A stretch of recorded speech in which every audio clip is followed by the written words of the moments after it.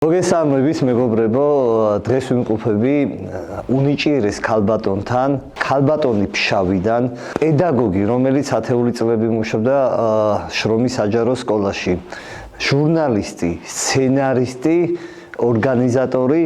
დღეს სიმბოლურად კუთხე არის მის ოჯახში ვიმყოფები და მისი ოჯახიდან წამოღებული ესეთი რელიქვიები არის. ახლა გაგაცნობთ ეს გახლავთ ქალბატონი თამარ სიმონიშვილი რაზმაძე ესე იცნობენ, ასე რომ გამომკევით და თავის ისტორიას თვითონ გვიყვება ქალბატონი თამარი. წავედით.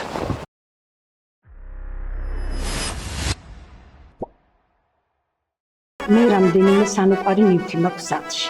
ეს ჩემთვის თორე სხვისთვის იქნებ ჩირა და ცარნეს. თვალს შევავლებ და გულში რაღაცა მიტოვდება ფიქრებს დამრთალი ბეღურების გუნდი ვითაშლის.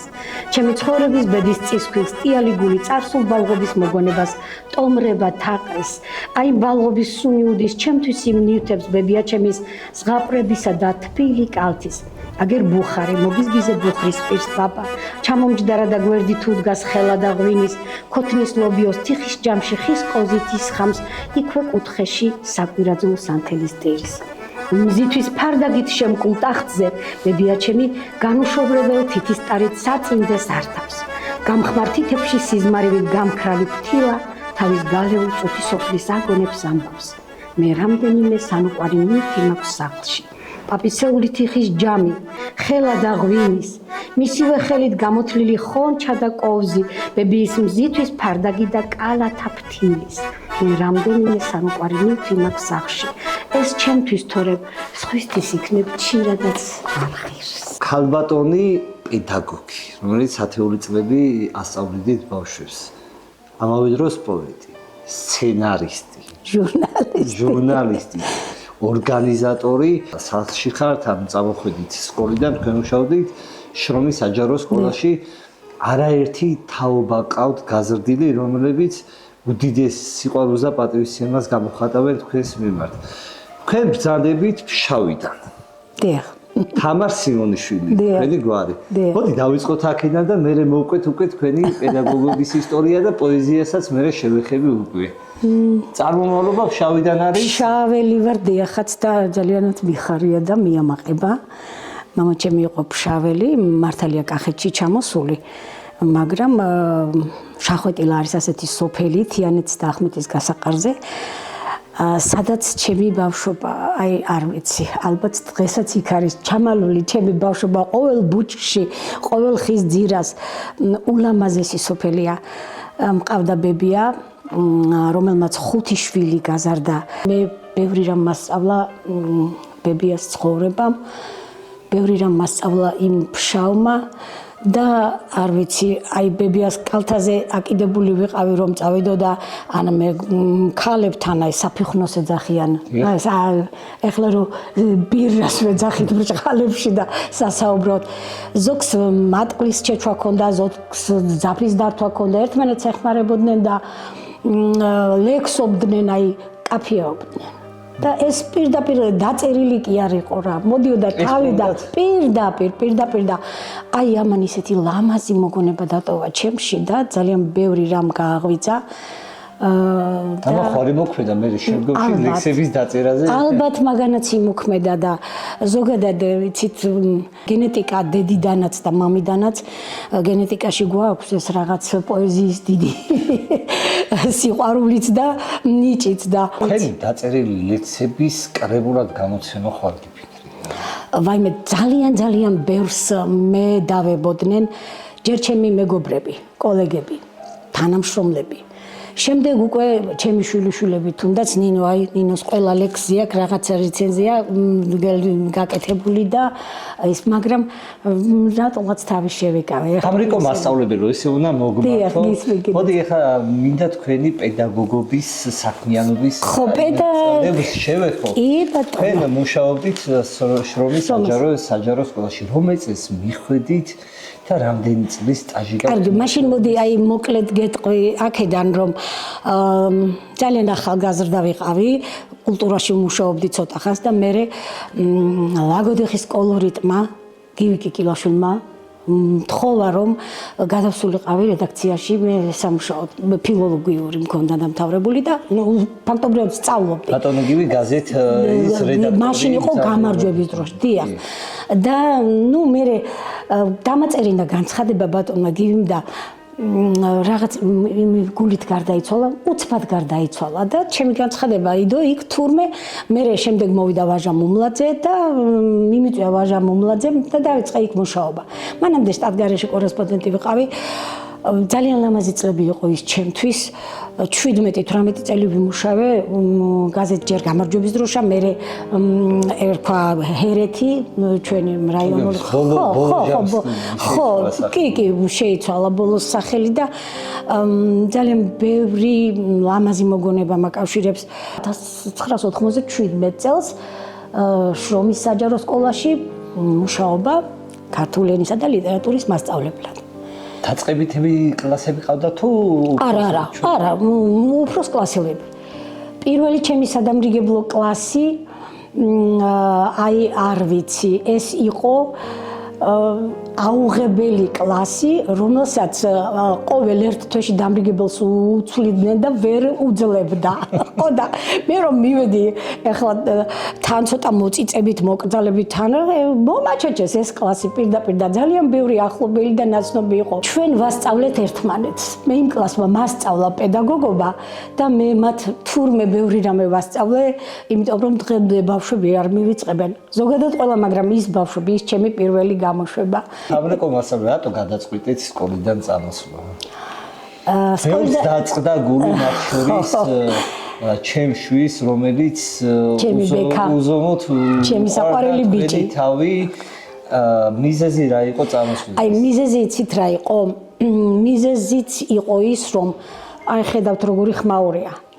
ორი პატარა შვილი, მაშინ ეს სულ პატარა არ ყავდა. ბავშვები უკვე ისე იყვნენ, ერთი წელია განსხვავება ლაზარეს და ბარბარეს შორის და ან უნდა მე დამეტოვა სამსახური, ან ჩემს რძალს, რომელიც ძალიან კარგი მუშაკია, საბანკო სისტემაში მუშაობს და განვითარების პერსპექტივა იმას უფრო აქვს და უბრალოდ ან უნდა აგვეყვანა ძიძა, რომელსაც ალბათ მივცემდით იმდენს, რომ და რაღაცნაირად შეიძლება არ გადავდგეს სწორი ნაბიჯი, მაგრამ აი ჩემმა ოჯახმა ასევე ოჯახურმა სიტუაციამ მიკარნახა ასე და ზარზე ლექსი მოგიწვნის, მაინც არ უნდა წასულიყავით სკოლიდან. ხო, ბექა. მაგ ლექს აუცილებლად ჩავთავაზ სიუჟეტში. თუმცა წავედით სკოლიდან, დავგტოვეთ წიგნის ქექვაში. ჩვენი ვირგილიუსი ხართ ერუდიქციის მექაში. ლაღებს რომ ხედავთ გიხარით, თქვენ გნით გამოსხმულ ფრთებიანს, დამრიგებელიც იყავით ჩვენი დედაც და ბებიაც. როგორც თქვენ გახართ ჩვენს გვერდით, ჩვენს მოვად თუ დაგჭირდებათ, დიდ სიმაღლეებს მივაღწევთ თქვენ გასახედოთ გპირდებით, სიტყვებს რომ ლექსად ყოლიდა საბა ჩვეული იგავით, მაინც გეტყვით რომ სკოლიდან არ უნდა დასულიყავით. გამიყო რაზმად. ხო, მაგრამ მაინც სულ კონტაქტი მაქვს. ჯერ ეს ბავშვებიც ხომ მივიყვანე სკოლაში და მაინც ურთიერთობა. ჩემთვის სკოლა ჩემი სიცოცხლეა. ნებისმიერ დროს როცა გინდა წამოხვიდე, ნოსტალგია მაინც გაქვს, იცი. ალბათ ყოველი მეორე ღამის სიზმარი არის სკოლა, სადაც ვატარებ გაკვეთილს, ან მაქვს ღონისძიება, ან სადღაც ბავშვებთან ჩვენ ბევრი საიდუმლო გქონდა, რაღაცას ვაკეთებ. ხან შეიძლება ღამის 12 საათზე შემოვიდეს ჩემთან ზარი, სადღაც ჩემი მოსწავლეები, სადღაც ხედან, კეიფობენ და თამრიკო მასწავლებელი სადღეგრძელო სვამენ და ჩვენი ლექსები როდის აგაქვთ დაწერილი, თემატიკა რა არის და რამოდენიმე ლექსი რო წაგვიკითხოთ? ჩემ თავს მე არ ვთვლი პოეტად. რადგან წეღანაც აღნიშნე რომ ეს ჩვენ გენეტიკაში გვაქვს. ლექსების წერა ალბათ სკოლიდანვე დავიწყე. მაგრამ ჩემი თვისება არასოდეს არ ვინახავდი. აგოდეხში წლების წინ მაშინ ძალიან ახალგაზრდა ვიყავი, ჩატარდა ხალხური პოეზიის საღამო, მწვანებული ბატონი ვახუშტი კოტეტიშვილის და ალექსი ჭინჭარაულის ხელმძღვანელობით ჩამოვიდნენ, სტუმრად ყავდნენ. და მაშინ გამაბედინეს ჩემმა მეგობრებმა, რომ აუცილებლად უნდა მე მიმეღო მონაწილეობა და წამეკითხა რა. საკუთარი ლექსი. ჩემი ლექსები, ხო, რამდენიმე ლექსი საუნჯე, ხალხური პოეზიის საუნჯეშიც შევიდა და აი ქალბატონი ეთერ თათარაიძე მაშინ და მე თითქმის თანატოლები ვიყავით. მაშინ დაიწყო ეთერის ასე ვთქვათ კარიერაც, ჩააბარა მე უნივერსიტეტში ძალიან დიდ პატივს ვცემდა. რამდენიმე წლის წინ ზარი შემოდის და ეს ქაბატონი ეთერი მირეკავს, რომ ჩვენო ხალხური პოეზიის საღამოს ვაკეთებ და ძალიან გთხოვთ, უნდა ჩამოხვიდეთო და მაშინ რუსთაველის თეატრში გაიმართა. არ მინდოდა, მაგრამ ესეც დამაძალეს ჩემმა შვილებმა და შვილიშვილებმა. იცით რა მინდა მუზას გაუმარჯოს, ანგელოს ეშმაკს და გრძნეულს. დაუკითხავად სულში შემოჩენილს, დღემდე ვერავის განძლეულს. სიგიჟეს ოცნებას, ნატვრას და სიყვარულს, კვნესას, სიჩუმეს და ხარხარს, მუზას გაუმარჯოს სურვილთან ბრძანებელს, გულში ბეღურების ფართხალს. ზეციდან მობრძანებულ, უცებ შემოსწრებულ, დაუპატიჟებელ სტუმარს, ნეტავ მას, ვისაც გადაეხოვა და მძივა დაუკინძავს გუმანს. მუზას გაუმარჯოს, დაბნეულს, დაკარგულს, რა დროს ლექსიაო და წასულს. გზარეულს და უკან დაბრუნებულს, დამცხრალს და წერტილ დასმულს. იცით რა მინდა? მუზას გაუმარჯოს, ლექსებს უთქმელსა და ნათქვამს, გულს რომ გაგიხსნის და აგაფოგრიაქებს, მოგეფერება და შთამთქავს. ულამაზესი ლექსია. ისეთა გულისწორი მყავს, როგორც მზიანი დარიო, შველივით კაბაჭრელაი და იმასავით მრთხალიო, განთიადივით ლამაზი ბინდბუნდის კელაპტარიო, საამო როგორც ნიავი, როგორც გვალვაში წყალიო, ლალის ღაწვები ამშვენებს გიშრის ხატულო თვალიო, მაგრამ ვაირო ვერ ვლაღობ, ძალიანა ვარ ბრალიო, ჩემთვის ცეცხლ წაუკიდებავ, გაუხარებავ ქმარიო, ჩუმჩუმად ვიალერსები, მოციქული მყავ ქარიო, შორით სიყვარულს უგზავნი იმ ხელას ზღვარუარიო, რა იქნა ძალა არა მაქვს, წელს შემოვხვიო მკლავიო. შუა გავუყო ნაბადი შავ სუტო როგორც ცვარიო, ამიტომ არის მწარე და ტკბილიც ამისთვის არიო. კლდის ფხაზე მოსულ ყოილსა, იმიტომ აქვს ძალიო, მინდა მოსწყვიტო ვერ წვდები, ვერ მომიცლია თვალიო, რაც უფრო შორეულია უფრო სანატრელარიო, ჩემი გამხდარა მიჯნური, კლდისა კი პატარძალიო. ბრავო. ყავთ მეუღლე, 3 შვილი და 8 შვილიშვილი. თქვენ ოჯახზე რო მიყვეთ ორი სიტყვით, 8 შვილიშვილი ერთი დიდი საუნჯი არის. ჩემი დიდი საუნჯი ეს არის მართლა. აი წეგან შეგითხრა რომ დამისვი რატომ წამოხვედი სკოლიდან. მაინც ოჯახია ჩემთვის უპირველესი. აი ოჯახი ჩემთვის ძალიან დიდი საბოძვარია უფლისა და ყოველ დილა უფალს მადლობას ვწირავ იმისთვის რომ მყავს ქმარი, შვილები, შვილიშვილები, ყველა კარგად, ყველა ჯანმრთელად. ჩემი დიდი დარდია ჩემი 2 შვილი, რომლებიც ემიგრაციაში არიან და მენატრებიან, მაგრამ ჩემი ოჯახი ჩემთვის ყველაფერია, იცი, აი სადმე რომ წავალ, თუნდაც 1-2 დღით და მოვალ, როგორც გინდა გამიგეთ, ჩემი სახლის კედლებს კოცნი და ისე ამოვდივარ, მაღლა იმდენად მიყვარს ჩემი ოჯახი. ჩემი მეუღლე ძალიან მომთმენი ქმარია ალბათ, იმიტომ რომ მე ბევრი სამსახური შევიცვალე, ბევრი აი თუნდაც აი ღონისძიებებზე ხან-ხამის 12-ზე პირველზე არ ვიცი და ყოველთვის ეგ იყო ჩემს გვერდით. მანქანით მიყვანა, მოყვანა, წადი, მოდი, არ ვიცი, აი ყველაფერი და დღესაც ასე ერთად ვზრდით შვილიშვილებს. ბავშვების განრიგი მაგან უფრო იცის ალბათ, ვიდრე მე ჩემი გიორგის ბავშვები.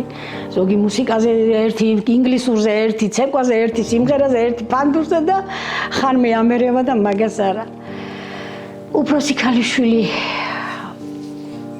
ამერიკაშია და პატარა ბიჭიც ამერიკაშია. უფროს ქალიშვილს ვაჟი თან ჰყავს, 18 წლისაა უკვე ჩემი ლაშა. გოგონები, ალბათ იცნობთ უკვე ნინო ახლა ხან დაოჯახდა, თათია. მეორე ქალიშვილს ყავს 2 შვილი, ნიკა და მაკუნა. არ ვიცი, არ გამომივიდეს ქვეყნაში, მაგრამ ძალიან კარგი შვილები მყავს. სწავლაზე ორიენტირებულები, წესიერები და ჩემთვის ეს ყველაფერს ნიშნავს. პატარები კიდევ აქ არიან. ერთი მე-6-შეა, ერთი მე-5-შეა. ეს პატარა კიდევ ძალიან ცელქია და ვიცი რა იქნება. ორმისი მადლობა კატერინა ხადომასპინძლობისთვის. ღმერთმა ჯანმრთელობა მოგცეს და აი ეს ბედნიერება, როცა 8 შვილი გარშემო გახვევია, ღმერთმა ის ეკნას, რომ თქვენი შვილები, რომლებიც ემიგრაციაში იმყოფებიან, მალე დაბრუნებულიყვნენ საქართველოში, იმიტომ რომ რთული არის, როცა შვილი ემიგრაციაში და მუდმივად გენატრება. კიდევ ერთხელ ორმესი მადლობა, წარმატებებს გისურვებ და ალბათ ადამიანი უნდა ცხოვრობდე ისე, რომ აი დიდი სიყვარული, რომელიც თქვენ სკოლაში დატოვეთ ამ ბავშვებისგან, თქვენ იმაზე მეც სიმსახურებთ და მე ვერ დაგემშვიდობები ერთი ლექსი კიდე რომ არ წაგვიკითხოთ ჩვენ და ამ ლექსით მინდა დავემშვიდობო ჩვენს მაყურებელს. დღეს აი ესეთ ლამას ნოტაზე დაგემშვიდობებით. დროებით კარგაბრძანებოდეთ. ღმერთო არ ვკადნიერდები, სულ ცოტა რამეს ვითხოვ. სულ ცოტა მინდა იმისთვის, რომ ბედნიერი ვიყო. პატარა კარი და ბანი, პატარა მთა და მდელო. ერთი პატარა სიმღერა, პატარა საქართველო. ისე მაცხოვრე უფალო, ჯიში არ შემიგინონ. სულ ცოტა მადლი მიდბოძე, ცოტა პური და ღვინო, მხოლოდ და მხოლოდ ყანწი დაიცალოს, სიკეთე ზღვასავით გვედგეს, მოკვდეს მტერი და ჭერმა გაიხაროს, გულის სიყვარულით წგერდეს. მადლობა დიდი. დროებით.